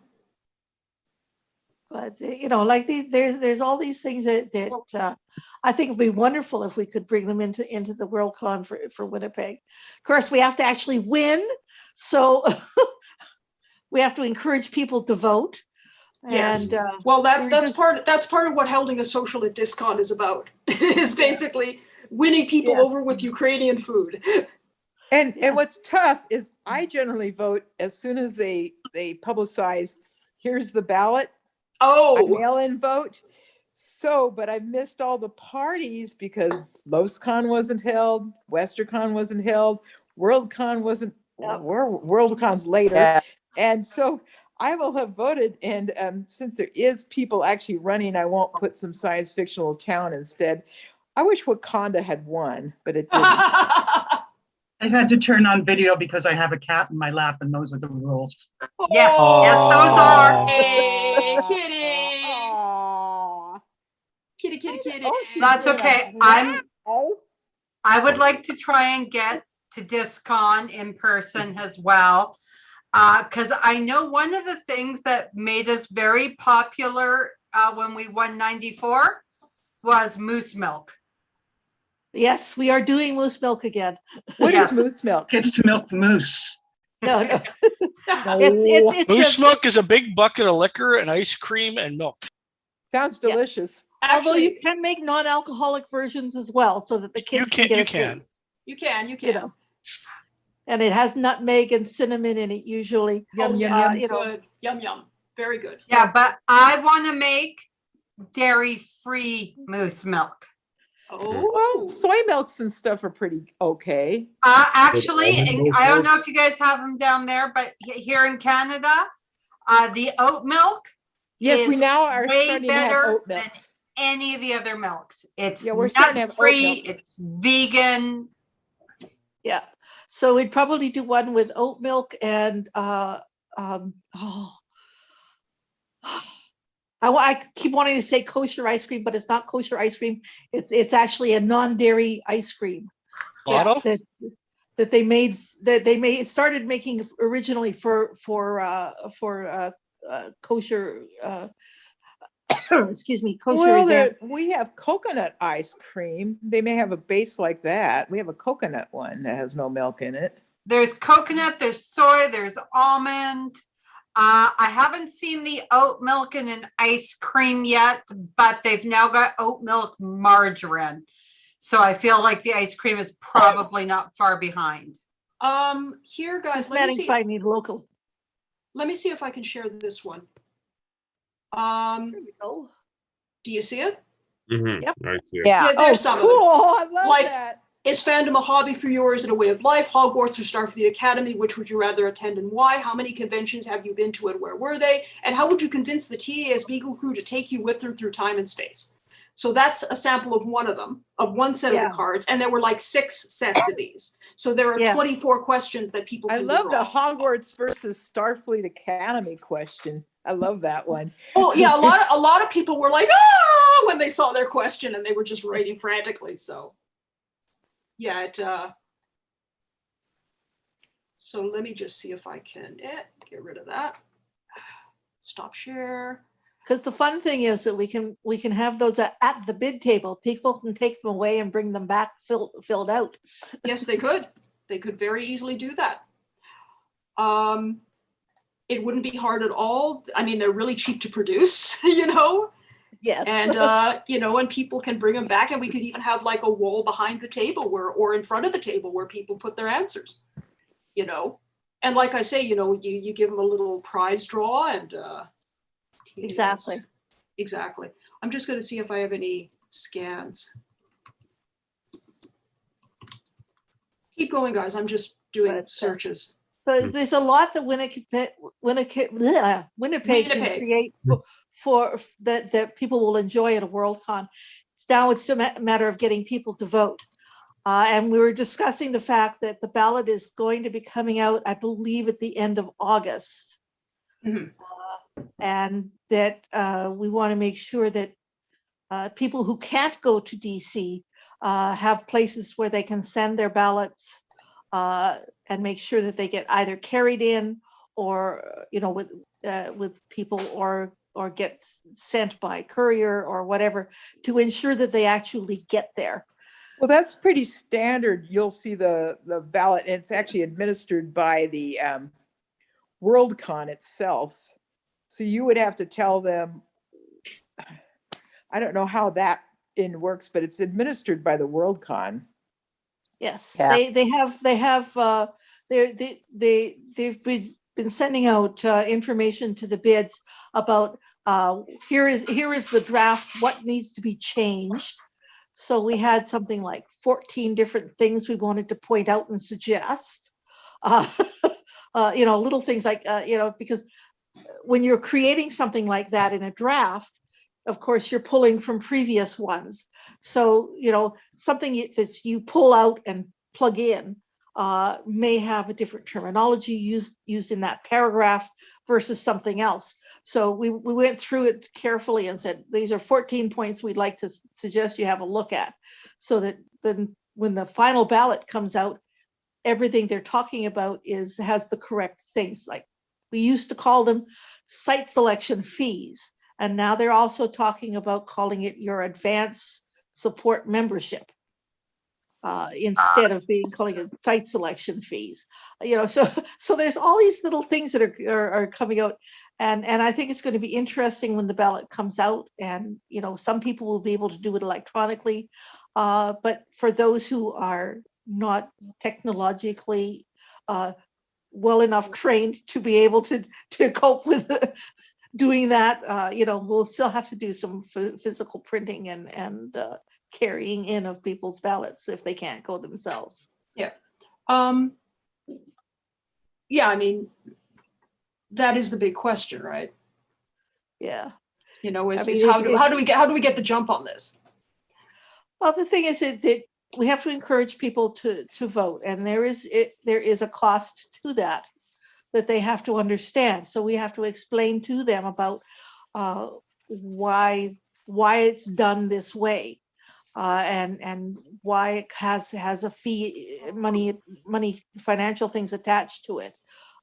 You know, and it's one of those things that once you've gone through one, you can sort of figure out, okay, yeah, I understand this part. A lot of people don't understand what a preferential ballot is. Exactly.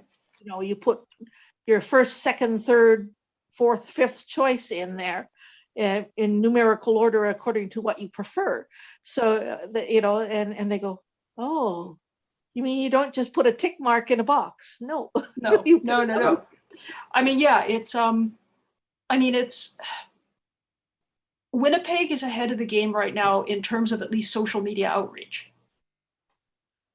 Well, right? yeah. We're doing more of this kind of thing than the others are. Yeah. Which is to say, And we're hoping that this will also result in more ballots being cast for us, but we can't guarantee that. No, we can't. But we want to be as careful as we can in explaining the process and letting people understand what it is.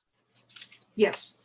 Well, I just looked it up. Is there a date set for WorldCon, or is it December? Is that going to be our bid? Is that going to be the Keycon replacement? August Oh, 23rd to 28th. something 24th to 28th. So this time of year, Lori's saving Yeah. saving the best for last, because our Yeah. summers are awesome. It's Yes. not too hot.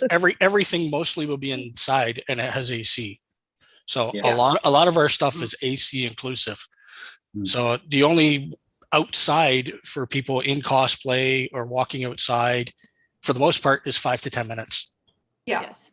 Well, that's the other fun thing about Winnipeg is people who are wearing costumes, whether it's Keycon or Icon, people will literally get on the bus at their place and take the bus in costume all the way down to downtown, and go from their bus stop to the convention center or the hotel and take part in their event in costume.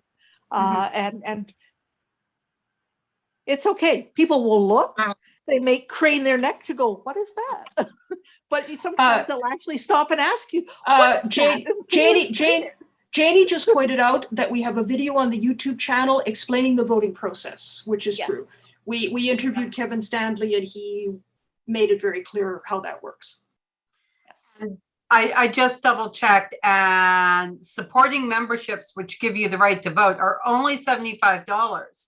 That is really not that expensive. Wait, I thought it was 50 for supporting and then 50 for site selection. According to the website, They may have raised their price. $75.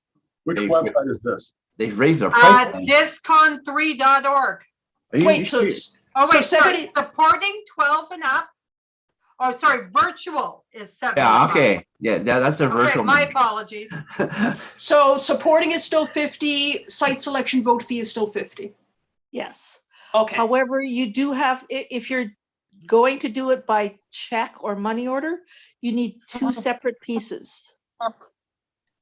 Whereas if you're doing it by credit card, then you can give them the information one Credit way. card. Oh, yeah. I mean, yeah, that's just it. I mean, the problem is that there really is no way to tell, right? There really is no way to know who's ahead at any given point. So, you know, I mean, not until we actually count those ballots physically, and you know, even there, it's still at this point in time, the border on the American side is still closed except for people who are taking airlines. You can't drive across the border into the US as yet. And so we're still very much okay, we're going to assume that we can do this, but we have to also have contingency plan in case we can't. Yes. Yes, very much so. When is the vote? At DC, because they had hotel issues, They actually moved their event from the traditional summertime to December. So it's, I believe the last date for the convention is the 19th. So probably all ballots will have to be in site selection. They have to be in, they have to be in, they have to be in at 6 p.m. on the Friday of the convention. And that's in December. Which I believe is the 17th, which is the 17th. Which is why I put on the fake social card, the social that we were going to have was on the 16th. Because voting ends at 6 p.m. on the 17th. Yeah. So yeah, I mean, all we can do is go down there and paint our butts red and, you know, do our little dance and wave our little sparklers and, you know, be, you know, and just, you know, do our best. You know, show them what we got. And Well, the thing is, you know, the thing is, if Keycon comes in using the Radisson as an operational center, that's going to be a huge contribution to the WorldCon culture for 2023. Yes. Yes. Yeah. Yes. And that will Like, be I that will be up to remember- the organization to do that. Yeah. In 1994, it was amazing. Like, it all went really well. Mm-hmm. I was really impressed with how well WorldCon was. Yeah. Like, it was so good. Mm-hmm. But at that point, Keycon was only 10 years old. We've got a lot more culture behind us now and a lot more to offer. I know, right? Yeah. I mean, here's a question for Terry and Janie and company. Yuri, if Yuri brings pinball to the WorldCon, how many machines are you thinking of? Well, 3 minimum, but if we may, if we can get the funding together, we can find, and Yuri can find enough science fiction machines running, we probably could have a room that had maybe up to 10. Who knows? I was going to ask for 10. Yeah. 10 could be doable, but it's going to take a lot of allocation. I understand. It doesn't have to be 10 different ones. It could be 5, you know, five, two copies of 5 each, right? So yeah, or something like that. Yeah. Just machines, period, Yuri. Yeah, 10 machines. That's what I was asking for. Well, I do know a particular vendor who can provide that many. So the thing is, do you have the people power to maintain it during the course of a 5-day convention? Because that is a little bit longer than your standard Keycon, and it's more machines than you typically have been wrestling with. Yeah, right. Yes, that is true. But the people the people I'm in contact with who can actually maintain the machines, they're very good for that. They can, they do have a full team that's ready and able to be down there, like in no time, just make sure the machines are fully shopped. As long as they're Sunday ready, because Sunday is going to be, of course, it's going to be the day that everything breaks down. Is Sunday probably. I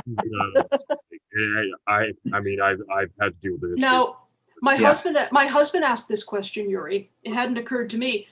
Are service charges like that included in the fee for the pinball machines, or is it a service charge for every time they have to come down during the event to fix something? It's a package deal. I mean, when you actually rent the machines, labor and transport are included. Okay, good. Yeah, that's important. Because those are the kind of costs that can easily balloon out of control if they're not included in an all-in-one deal. Yeah, that's the sort of thing that a WorldCon is much more prepared for. Yeah, is being able to cope with that concept and making sure that that's part of the contracts, making sure that we've allocated sufficient funds, etc., which is nice. Yeah, I mean, that's one thing that's going to have to be discussed is how to fund the pinball machines, because I personally would love to see them there.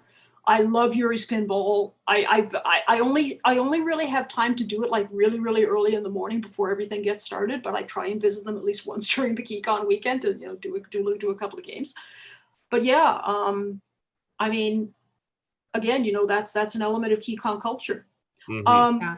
And so whereas I like them at 3 a.m. after I finish making sure everything that's locked is supposed to be locked. And I'm usually one of the last people standing at the convention.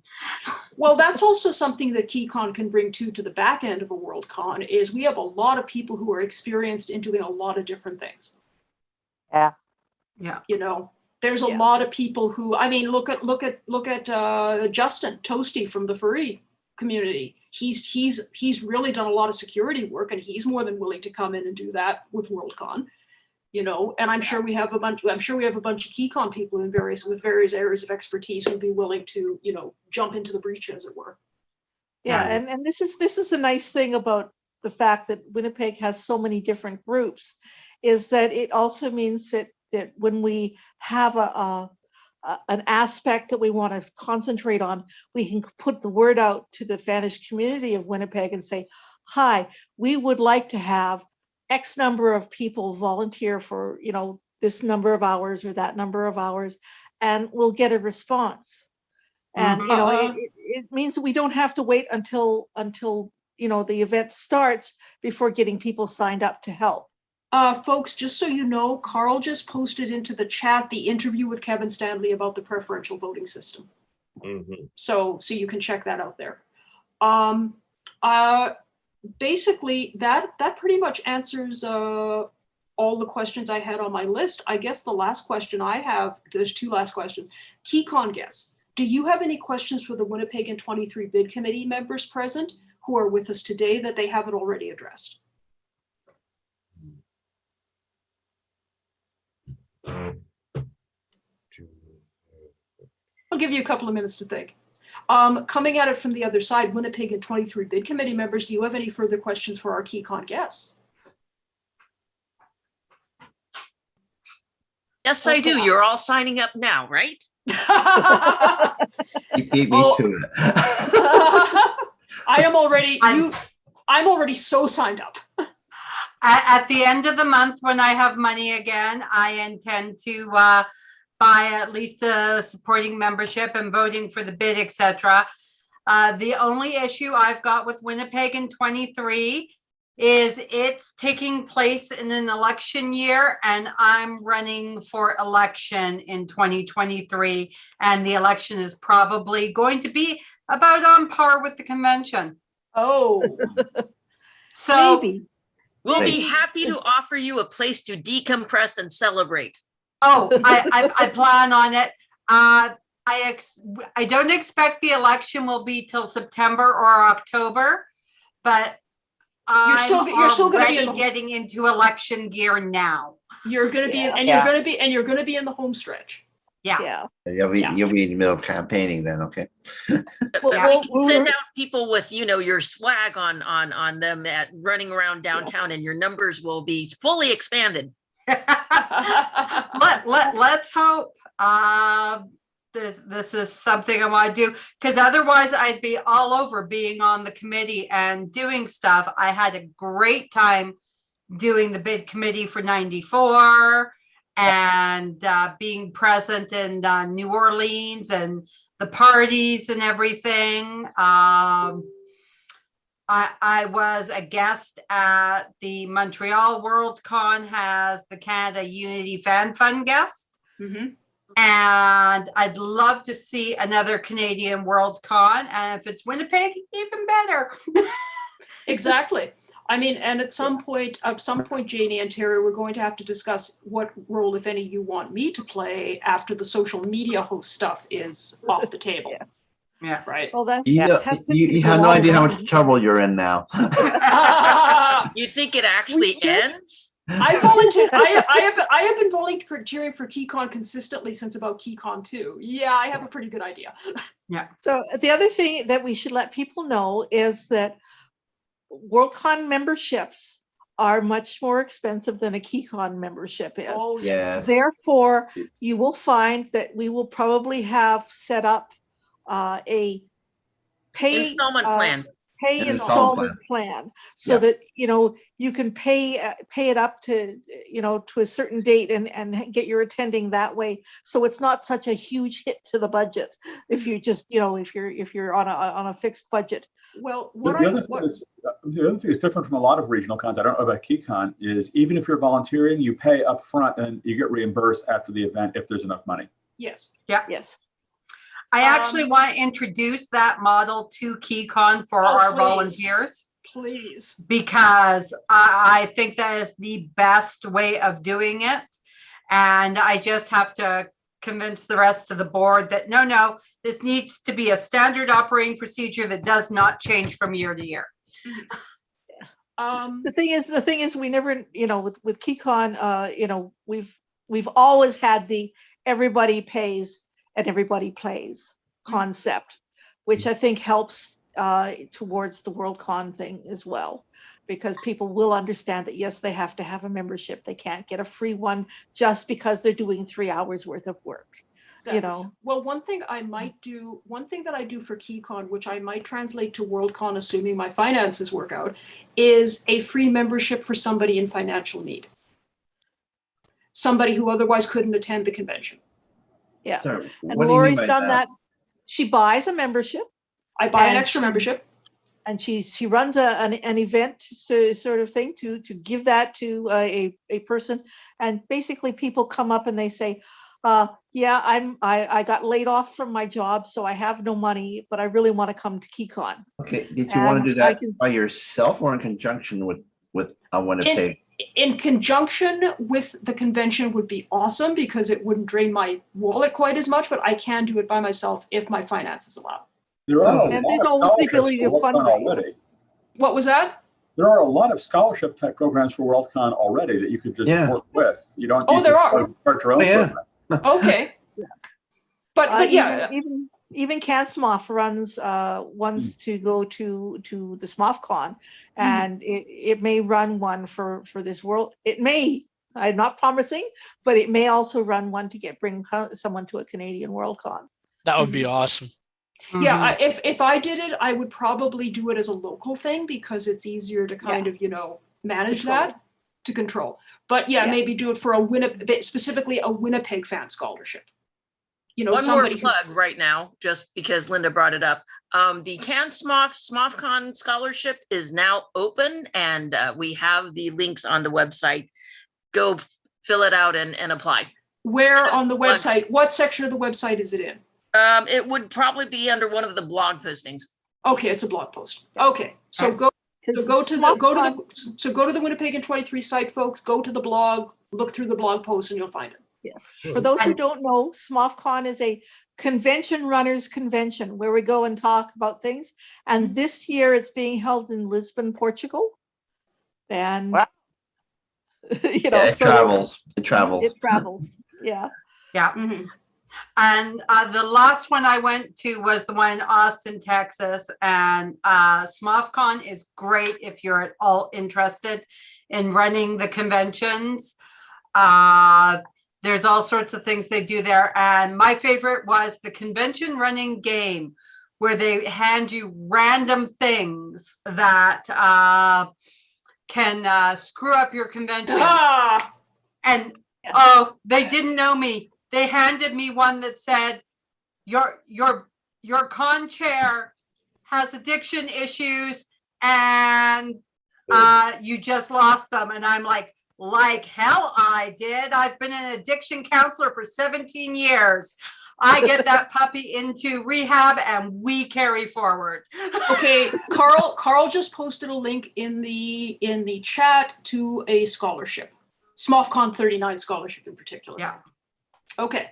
This is a very minor detail, but it might come in handy on Worldcon.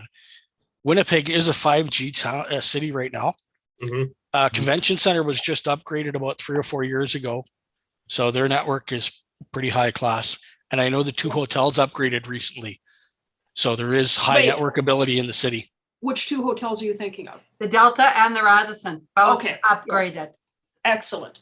Like the Radisson has a dedicated network just for Keycon, has a convention when we're there. Tremendous. Awesome. Okay, and that could possibly also be in play if Keycon takes the Radisson as a base of operations for Worldcon. Yeah. Well, it's also Convention Center and the Delta. Everything's upgraded, and we have 5G here.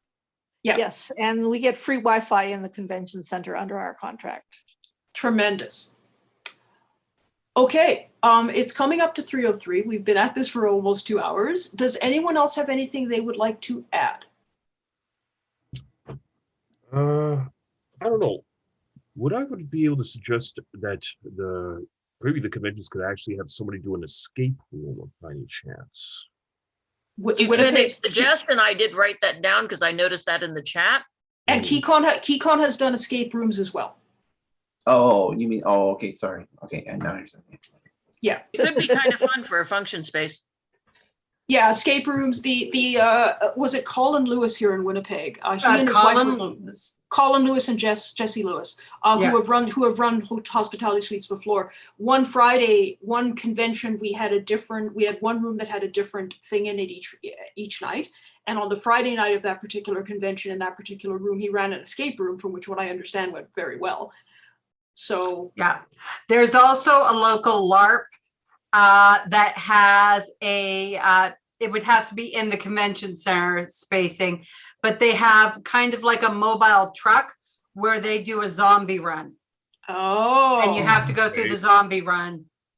And it is a fantastic LARP. And I know they'd probably come out for Worldcon. Yeah, so there you go. Okay, does anyone else have anything they'd like to add? Vote, vote, vote. Exactly. Vote, pay the fees, vote for Winnipeg. And if you don't vote Winnipeg #1, vote Winnipeg #2 choice, because sometimes the #2 choice is the decider. Yeah. But Winnipeg #1.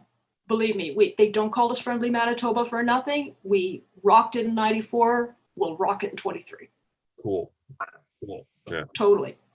Okay. Anything else from anybody? Yes. Count of 1, 2, 3. Okay. Janie and Terry, if it's okay with you, I'm going to call it.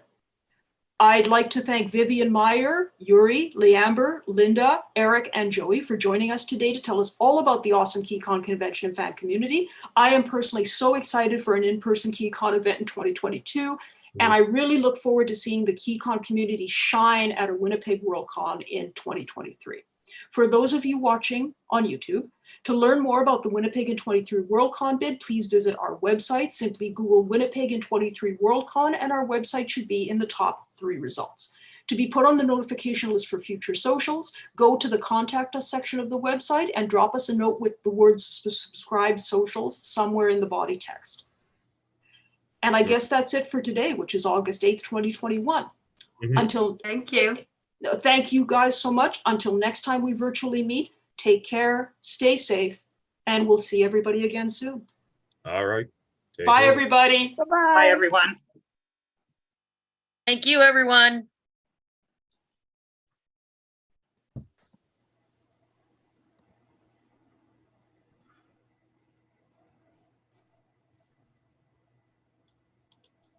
And we are still live on YouTube. Yep. Here we go. I'm going to